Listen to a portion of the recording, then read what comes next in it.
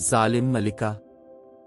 جنگل کے قریبی جزیرے کے برفانی علاقے میں ایک ظالم ملکہ حکومت کرتی تھی، جہاں ملکہ کی اجازت کے بغیر کوئی چڑیا بھی پیر نہیں مار سکتی تھی۔ وہ ہر کام اپنے طریقے اور راب سے کروانے کی عادی تھی، مگر یہ ملکہ اب تک اولاد سے محروم تھی۔ یہ شاید اس کی بد نصیبی تھی یا پھر رعایا کی بد دعا کہ ملکہ اتنے عرصہ تک صاحب اولاد نہ ہو سکی۔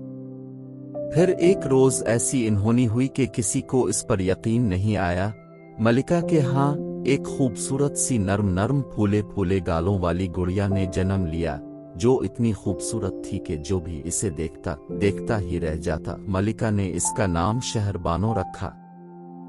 دن گزرتے گئے اور شہر بانو بڑی ہونے لگی، لیکن ایک حیرت انگیز بات یہ تھی کہ اولاد کی دولت پا کر بھی ملکہ کے رویہ میں کوئی فرق نہیں آیا تھا، بلکہ وہ پہلے سے زیادہ مغرور ہو گئے۔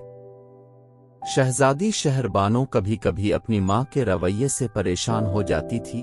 وہ سمجھتی تھی کہ سب انسان برابر ہوتے ہیں اور ان میں کوئی اونچ نیچ نہیں ہوتی۔ رعایا بھی اپنی شہزادی شہر بانو سے بہت پیار کرتی تھی۔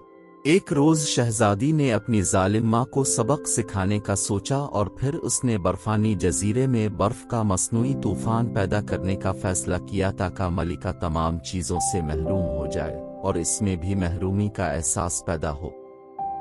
اگلے روز ملکہ اپنے وزیر کی کسی غلطی پر گرج رہی تھی کہ محل کا دربان پریشانی کے عالم میں ملکہ کو طوفان کی خبر دینے پہنچا۔ یہ سن کر وہ سخت پریشان ہو گئی۔ اب تو اسے اپنے سب ظلم یاد آنے لگے جو اس نے رعایا پر ڈھائے تھے۔ الفادر طوفان بڑھتے محل کے دروازے تک پہنچ گیا تو ملکہ اپنے رویوں پر لوگوں سے معافی مانگنے لگی اور آئندہ کسی پر ظلم نہ کرنے کا عہد کیا۔ شہزادی شہر بانو نے جب یہ دیکھا تو اس نے مصنوعی طوفان کو ختم کر دیا۔